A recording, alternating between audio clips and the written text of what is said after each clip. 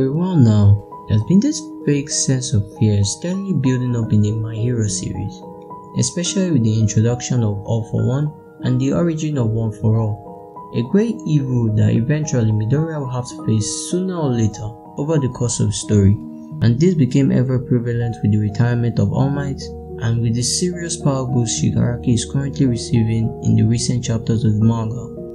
Shigaraki ends up being one of my favorite characters in the My Hero series, and the major reason is due to how well he embodies this looming fear slowly growing in the hearts of the characters and even the viewers. So right off the bat, I must say that Shigaraki isn't your conventional antagonist, at least not in the way it's written, and I guess this is a major factor that led to him being quite of a controversial character.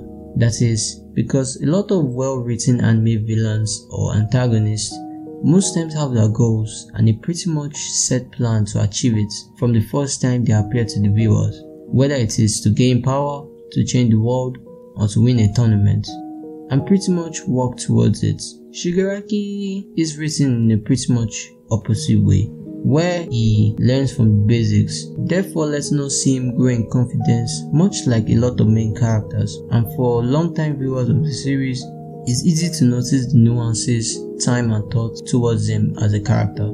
If you look at the basic premise of My Hero Academia, it's the story of how a young boy becomes the greatest hero. While this isn't something new in shonen, MHA actually handles it pretty well. But really, when the series becomes wholesome is when you notice the much darker and twisted parallel story taking place simultaneously. The story of how a young man possibly became the greatest villain or the symbol of great evil. It is often said that Shigaraki is a much darker parallel of the protagonist Midoriya, which I totally agree, given how similar they are, especially from the background as children. But I feel the best way to describe Shigaraki is that he is a victim. Okay, that's a bit wordy, so I'll break it down. I feel it's safe to say that My Hero Academia really speaks volumes about society and everything around it. And it's really interesting to see how viewing our world through the lens of heroes and villains, alongside with the addition of quirks, creates a major shift in the outlook of basic human morality. In the first season, we're quickly given a division in roles played by people in the society so early in the series, one being the heroes, the champions of justice, who exist to save lives and to defeat villains, and villains being people who are selfish, who act on their impulses as they do not know what to do with their quirks, a role the first two villains in the series played so well. And finally, the civilians, people who just live their life how society deems it fits and basically are in the mercy of the other two forces. With this limited worldview, I would say that Shigaraki isn't for the most part written in a way that makes him easier to empathize with if you view him alongside other characters in the series. He is introduced with weak motives, a love for violence, an inhumane design, a childish desire for attention, and most especially a philosophy that really seems illogical. All to sell him to the audience as an enigma, a definite outsider with a philosophy so foreign that anyone who is normal or rational will never find it easy to understand. But the truth is that his appearance just sets up a much more complex view of My Hero's world, where the line between heroes and villains seems to blur when you think about it in the terms of basic human morality. I can't stress enough the usefulness or essence of Endeavor and Stain's character in the series, because they are a show of how it's impossible to maintain a dual outlook of the world, for that's how people are. Endeavor, a hero who basically is one for the sake of ego, wanting to be the number one in the hero society no matter the cost, even if it means training a war machine in the form of a child or abusing his own wife. And Stain, a villain who seeks a reform in the corrupt and complacent system of the hero society, where they revert to the more selfless days where popularity and fame was not the main priority. And with this morbid up view, it's easy to see villains in a different light, not just as people acting on their impulses, but people with their own goals and pretty unique view of the world. And with this view, it makes it easier to notice Shigaraki's growth and to understand his stand in the thematic narrative of My Hero Academia. I'll be diving into manga spoilers here, but when his backstory was revealed to us in chapter 235, we were introduced to a younger version of Shigaraki, whose name at this point was Tenko, as he lived in a home where any word about heroes was forbidden, which I would say is very difficult for a 5-year-old child, considering the fact that he wanted to be a hero, and if he did talk about heroes, this would bring forth severe punishment from his father, who would often physically abuse Tenko to sink in the point, as he deeply hated heroes. So for the most part, Tenko had this hatred slowly accumulating towards his father and his other relatives, who won't object to his unjust punishment and would just rather sympathize with Tenko as he battled with his supposed allergies.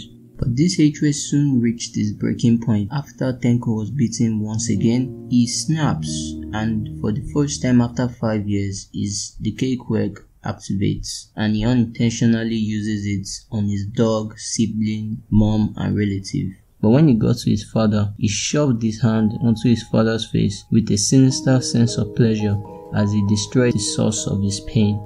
Afterwards, filled with guilt over murdering his family, he roamed the streets hoping that someone would even lend him a helping hand, but no one paid any attention, ignoring the little boy as it was a hero's job, leaving him to wail in guilt until eventually he was shown that helping hand but by an evil incarnate. Shigaraki is really complex but also so simple. Living isolated from society for the longer parts of his life, he ends up with a really one-sided view of the world, which is flawed but obviously stems from his past. When he has a talk with Midoriya, he shows his disgust for how people smile thoughtlessly and don't seem to care about any other person, because he doesn't really understand it.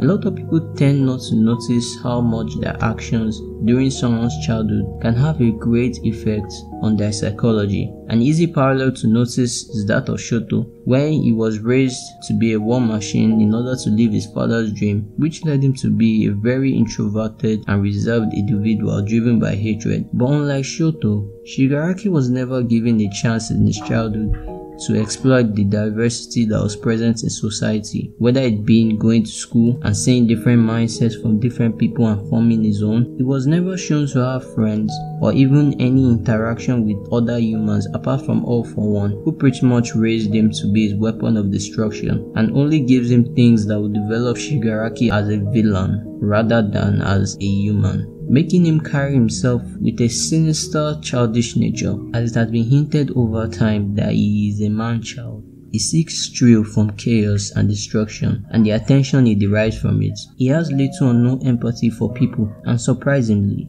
himself. He also likens life and death situations to a game, and his selfish, arrogant treatment of people he's acquainted with. Yeah, these are traits that make him very annoying and irritable at first, I'll give you that. But these traits firmly ground his character as he's a wreck with a loose grip of his emotions, and also eventually helps to notice his growth, as over the course of the series, due to several losses and failures, he was forced to grow and drop some of the louder traits, which leads to a great aspect of Shigaraki's character that makes him such a compelling and even scary villain. Not just because of his extremely dangerous quirk or his charisma, but it's his innate potential to grow, to learn from past mistakes and come back stronger and fiercer. Be it the altercation with Stain, where he loses to Stain in a war of ideals and therefore had to learn to have conviction, but that's the only way to move forward. Or for every failure he has encountered, he has always found something to learn and grow from. And even though he has gotten extremely strong, especially in the recent chapters of the manga, I still feel he has a lot of room to grow and learn from. And the fact that no matter how many times it goes down, he will always find a way to start again and come back with a greater force is truly terrifying. Along with this setup is a fact that drives the idea that Shigaraki is for the most part a stray dog, a person who has no bearing in society, and at this point I doubt he can ever fit in again. Shigaraki ends up being a person who is trying to live life in a way that he understands and feels right, but unfortunately struggles to fit in society and seeks people who will accept him for who he is. This is the major reason why Shigaraki holds the League of Villains in high regards, and day in day out is eager to prove that the League has the power to shake the world. And granted, it's this eagerness that made him and the League. You can't dismiss the fact that Shigaraki doesn't really mind this, because to him, All For One gave meaning to his seemingly meaningless life and places upon him a large amount of faith and trust, especially with his goals. This is why when he knows that All For One is going to a battle he was sure he won't win, for his sake, he was deeply upset because he still needed his guidance, but overall it was this separation that served as a catalyst for a drastic change in Shigaraki's character overall. This is why he doesn't tolerate people who make light of the League, as with the case of Destro, Overhaul and Stain, because it just seems like they are looking down on him, which well they did, making him hold a deep animosity towards people like that, and yes, that includes the heroes. And he so cares about the League that he can set aside his pride if it will mean he will grow as a symbol and influence the League better. This is clearly shown when he has a talk with Midoriya. You can see him seriously holding back his hatred for society for the greater good of the League, as he subconsciously adopts a pretty old philosophy propagated by Friedrich Hegel, which in simple terms states that sometimes the solution to a problem can come from an unexpected place, even people you so despise. And to get the full picture of a concept or for it to be wholesome, one has to explore both sides of an idea. And this concept portrayed in the meeting between Midoriya and Shigaraki makes that scene of that episode or chapter, depending on what medium you're viewing from, one of the best of all time, where Shigaraki gets to understand what Stain was trying to communicate to him by just reducing his ego and gaining another point of view from Midoriya, allowing him to form his creed and conviction. Another example of this has to be when Shigaraki accepts a deal with Overhaul in order to later betray him and steal the Quake destroying drugs that Overhaul spent his life creating. It's pretty funny because it's poetic. It's ironic how Overhaul was won up by Shigaraki just calming down and planning how he would get back at Overhaul for the loss of a comrade, a thing Overhaul stated Shigaraki lacked and was supposedly his stronghold. So moving on, I feel it to be almost a crime not to touch on the very subtle but beautifully crafted character struggle going on in Shigaraki's internal world through a seemingly inconsequential character trait. Over the course of My Hero's run, Shigaraki has been presented as a very amoral person. Not immoral, but amoral, who really doesn't give a damn about murdering people in the masses, abducting a student, causing chaos and destruction because of a shallow grudge, and even conspiring and attacking rival villain groups to attain what he wants and further his plans.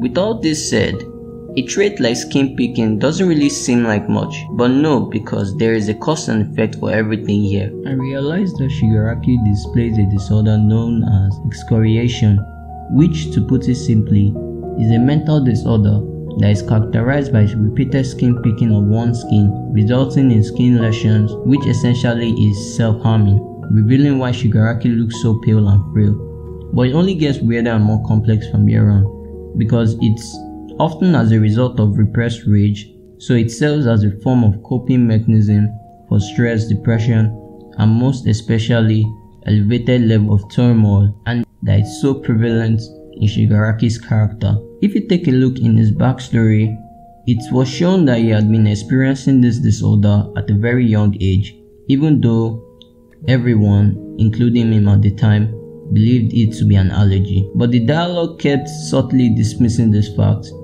as there were so much cues about Shigaraki's internal world given to us from what could be seen as just inconsequential dialogue. The one that makes this fact hit home is when he says to his mom, "It only itches when I'm at home." This little piece of information is so subtle that at first I didn't even notice it when reading his backstory the first time, but it's so fundamental to understanding this internal struggle.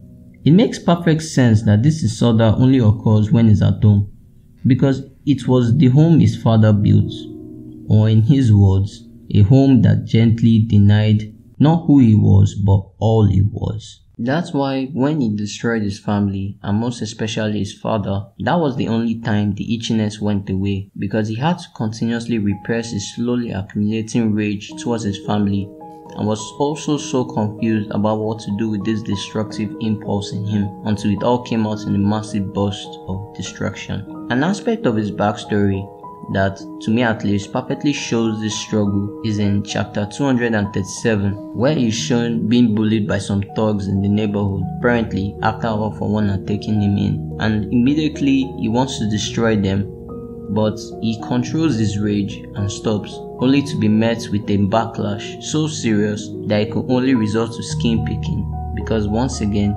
these are serious destructive impulses that are trying to express themselves, and as a child, I don't think he has the strength nor will to control it, and he no longer has as much capacity to hold it the same way he did in his father's home, because this destructive impulse has once overflown and now seeks to express itself once again. This is when All For One comes in and tells him to abandon morality, because it's just a fake construct someone created and he shouldn't be bound by them, because all that matters is what's in him. A philosophy Shigaraki imbibes to this day. But this leads to a question.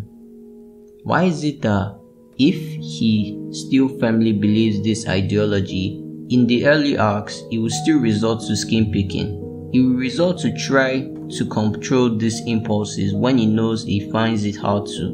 Well, the way it played out to me at least was that it's just that even though Shigaraki's character embodies the theme of chaos and destruction, there's still a little part of him that still believes in morals, a part of him that is still rational and seeks for control over the more chaotic side of him. And it's this level of confusion alongside frustration and stress that leads up to him seeking to self-harm. And it's with this setup, the fact that it's been a long time Shigaraki has actually we bring down the hero society, or I rise to rule the underworld, the weight in my heart won't go away. I think I just hate everything. Everything that breathes just ends up irritating me. So let's destroy it all.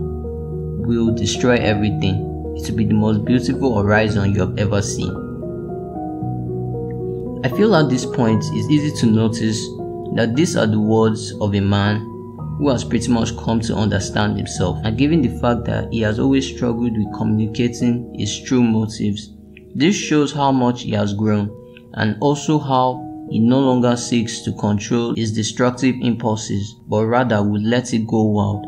And that's why in the climax of the war against Destro, he is shown crushing the hand he had always held in high regard. It's so symbolic, because for a long time, at least the way I noticed it, the way the arms were arranged was as if he was being held back by them. But now he has finally been liberated from his mental shackles, and I dare say it was glorious. But his evolution to nothing resembling a human is so well shown in chapter 270, and honestly I would like to deconstruct it. To be honest, I don't really want you to miss for yourself what I consider one of the best manga chapters of 2020, due to how well it commemorates everything I have said in this video. So in essence, I feel it's safe to say that Shigaraki's character development is a truly fascinating one, and its evolution to a complete monster is just what the narrative needs to showcase the main theme MHA is looking to answer, and that's the question of what makes a hero, and also what actions Midoriya would take to become the greatest hero. And no, I don't think the answer Koei is going for is just a conventional, oh, he became the greatest hero by defeating the greatest evil. Because if that were the case, what difference will it make from All Might? But rather, I feel the answer the series is leaning towards is that Midoriya becomes the greatest hero by saving the greatest evil, by risking his own life to help someone who basically is on the path of hatred and of darkness, and returning back to the path of light. This may sound pretty wild, and yeah, it kinda is, but if this does happen, then to make the small scale battle between Midoriya and Shoto Todoroki a really deep level of foreshadowing. But anyway, That's all for this video. If you have anything you would like to tell me, you can do that in the comment section.